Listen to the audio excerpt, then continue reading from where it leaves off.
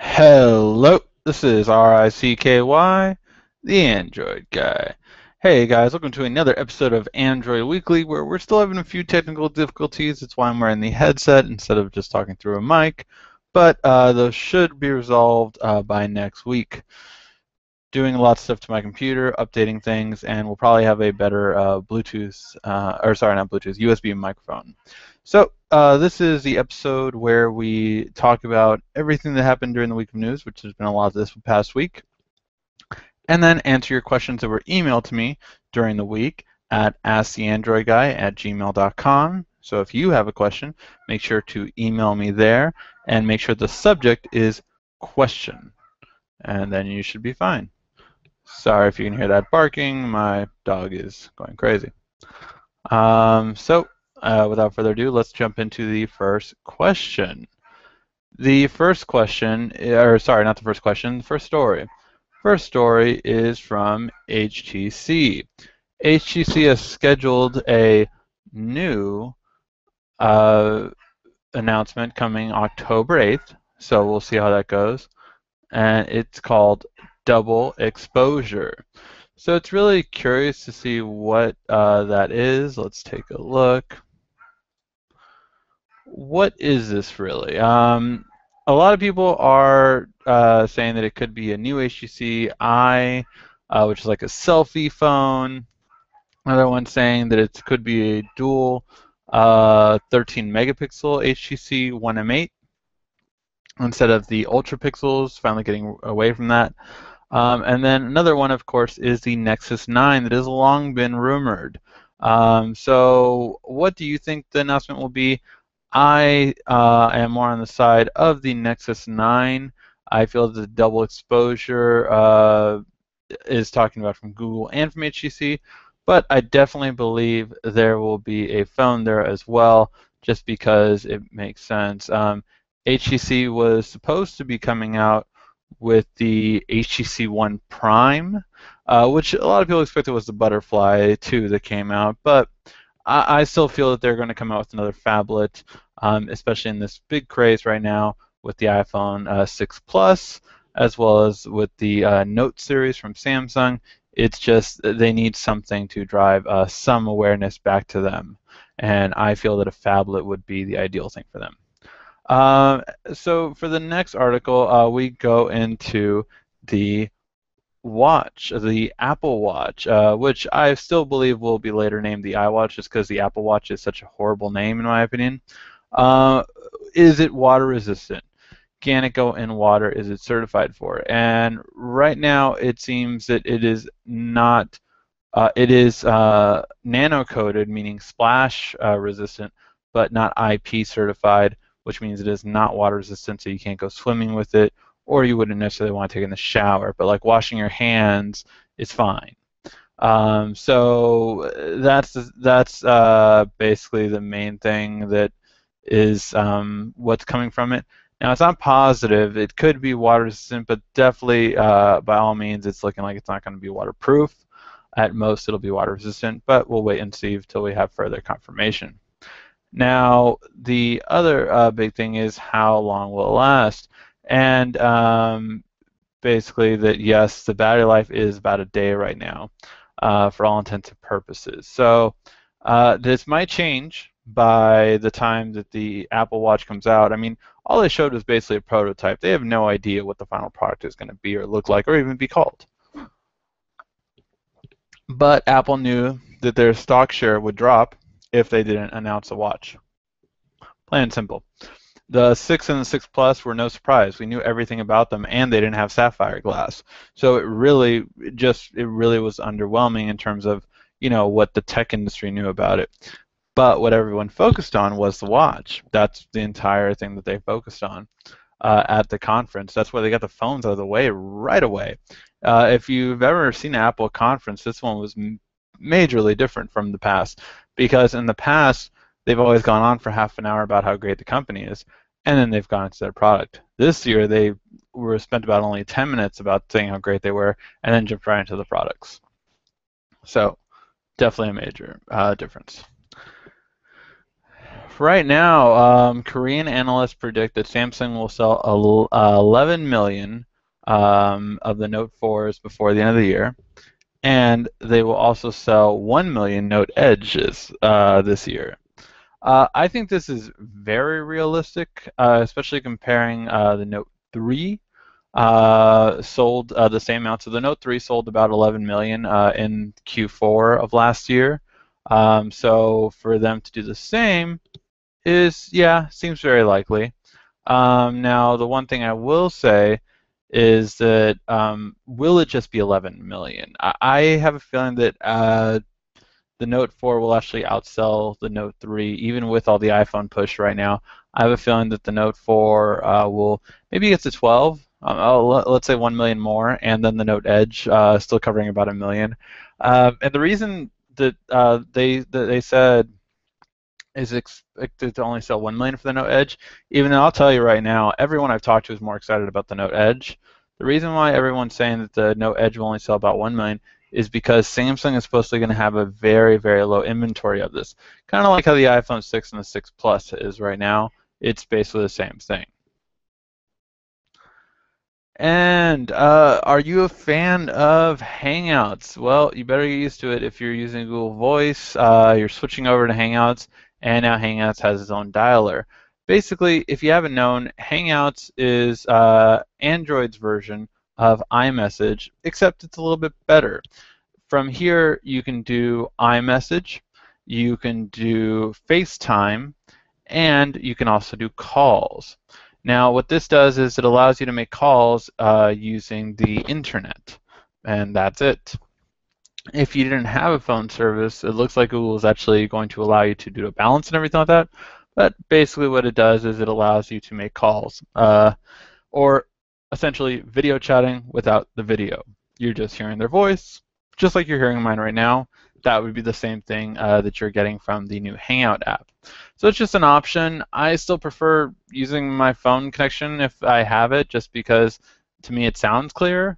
But other than that, I don't see too much of a difference. How about you? Would you use your regular phone, or would you a regular phone app and dialing through minutes and cell phone towers, or would you use Google service to just do voice over calling? Which one would you rather use?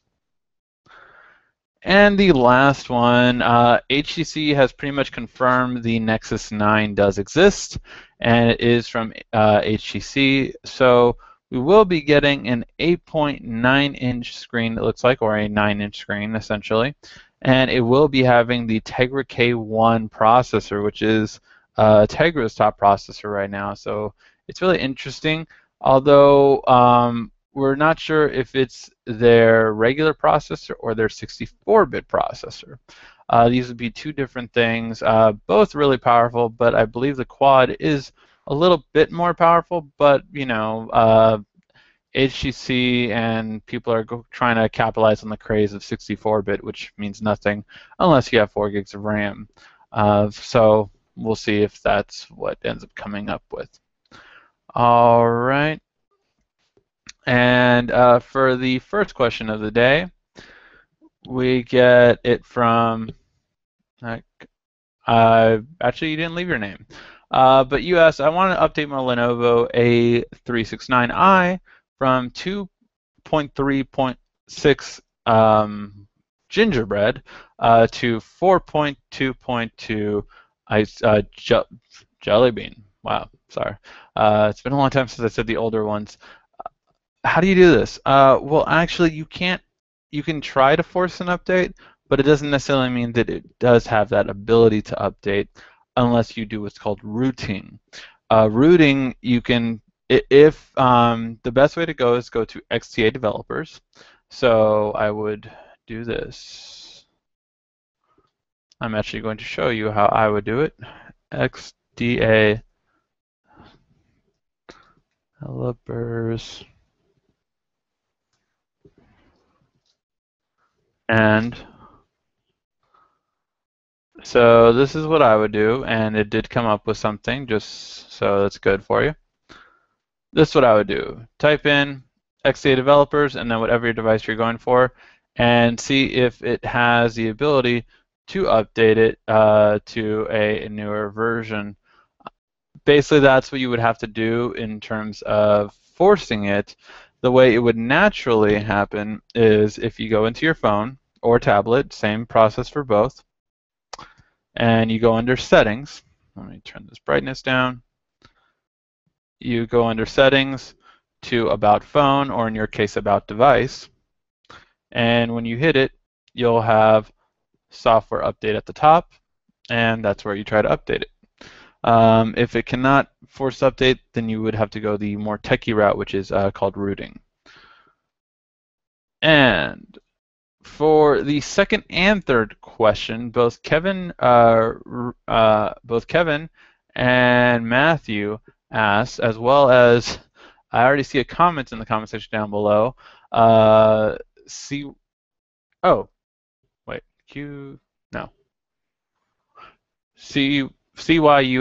I'm not sure if that stands for, I don't know, 1976 asks, am I getting the Note 4 or the Note Edge? Or what the other people asked, I'm trying to decide between those. What are my thoughts on them? Which one, what do I think the sale cost will be, and which is better? Okay, so let me answer this, because I'll give you guys some spoilers. I got to play around with both. I got to feel them out. I got to try it. If you're on my Instagram, just the Android guy, or no, I think it's Ask the Android Guy on Instagram. You can find me there, and I have pictures posted of me playing with the Gear VR and the Note Edge. So I did get to try both of them out, and it was really cool. It was at an event they had here, T-Mobile had here in LA. And what do I think? Okay, so let's go. Which one? The Note 4 or the Note Edge? The Note Edge is going to be the higher-end version of the Note 4, from what I gathered. I talked to them for a while and everything. The Note 4 is basically, you know, Samsung's creme de la creme already. It is the high end of the S series, but now the Note Edges will be the high end of the Note series, kind of like a three-tier thing. And then they're going to have the Alpha and all that stuff, but that's extra stuff. So which one would I get, the Note 4 or the Note Edge? I'm of course going to buy both to review them. Well, not buy both, but I'm going to get both. Now, which one will be my daily driver? So here's the one big thing that a lot of people are wondering about the Edge. Should I get the Edge? Because I'm afraid if I hold it like this, I'm going to be touching the screen and then it's going to be going crazy. It's actually really cool. It's actually hidden, even if you're grabbing it right here, unless you swipe up. So you would have to swipe up to unlock that second screen, which was one of my big questions. And because I now know that, I can see myself getting the Edge. It has that wow factor. I feel that anyone that walks anywhere with the Edge and you pull that phone out, people are going to be like, whoa, what's that? And I have to tell you, I'm a big fan of a black phone. Every phone I've pretty much had has been black. However, or gold, or if they have different colors, HTC, LG, depending on what colors they offer. But I've never cared for the white phones. Just never been a big fan of them. But man, that Note Edge in white looks so beautiful. I mean, it looks so clean. It looks so clean. It really looks good.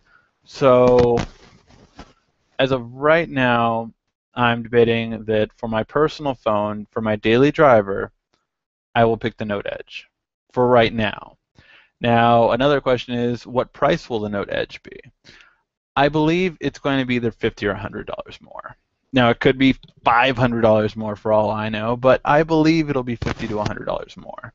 If I had to guess what Samsung would do, it seems likely to me that they would either charge $50 more for it or $100 more for it. But it is confirmed it's going to come to the U.S., but we don't know.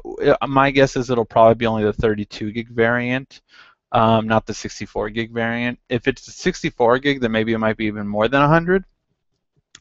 But if it's the 32 gig variant, I don't see why they would charge more than 100 for it. That's just my opinion.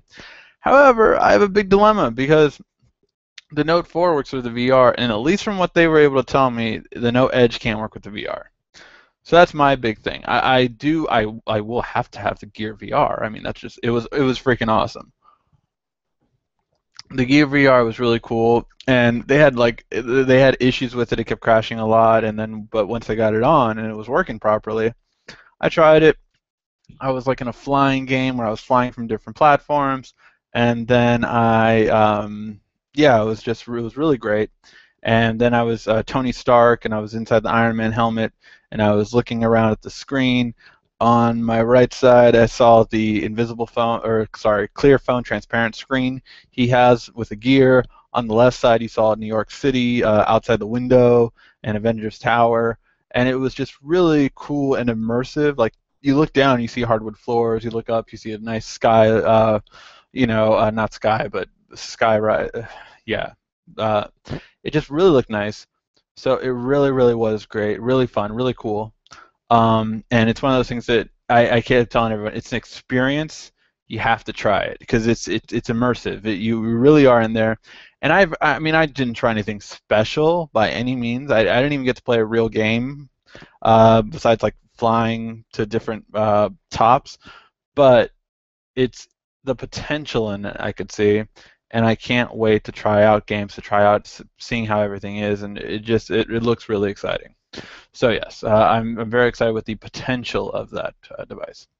All right, and Deborah asked, how do you use the basic Wi-Fi? It's confusing to me. Okay, so Deborah, it really depends on device to device, but I'm going to give you kind of like just a crash course on it and how to use it and then where to use it.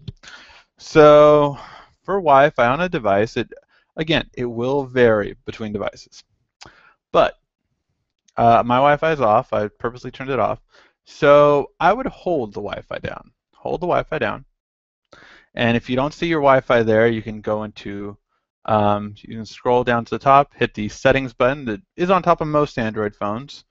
And then Wi-Fi is generally one of the first things right there. So you tap it on, you turn it on, and then you have all these different Wi-Fi locations, right? Mine automatically connects to mine at my house, but there's lots of different ones. So LOL, no internet for you, which is one of my neighbors, which is really funny. So you can try to connect to these, but they need passwords.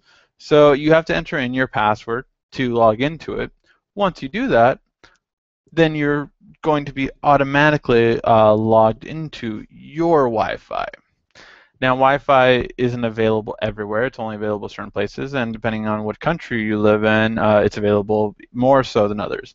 In the U.S., we have it here a lot in, say, places like Starbucks, McDonald's, Denny's. In Japan, they have it like everywhere. In Korea, they have it like everywhere too. So it just depends on where you live and how much it has it. Sometimes when you connect to Wi-Fi, it'll actually won't work till you go on your browser. And so if I'm at a Starbucks and I try to go to facebook.com, Starbucks will actually make me accept and continue their terms and agreement before being able to go any further. I can't go further if not that. So yes, so that's a basic idea of how Wi-Fi works, and that's how to use it. Hopefully that helps. Again, it varies from device to device, so without knowing what your device was, I can't really tell you exactly how it is. All right, guys, do we have any other questions in the comment section down below? I will try refreshing it, but if it looks like that's it, then that might be it for today. All right. I think that might be it. Yeah, the Note 4 and the Note Edge was the big question that I got all week. That and, of course, what I felt about the iPhone, but I put that video up for you guys. So definitely, if you haven't checked it out yet, make sure to check out the Android guy's reaction to iPhone 6 and 6 Plus announcement. Please take a look at that and give me a thumbs up for that one, as well as this video right here, of course. But yeah, if you guys have any questions, always feel free to ask. I do this show every week on Sunday at 8 p.m. And if you don't catch me then, you can always email me at asktheandrewguy@gmail. Keep in mind, I got about 40 emails this past week, and I only answered 4. So keep that in mind. I will always try to answer them. The best time to ask your question is live with me right when I do this video. All right, guys. Well, hopefully you did like that. It doesn't look like we have any other questions, so I guess I will call that a show. And if you guys do have any questions, again, feel free to ask. This has been RICKY, the Android Guy.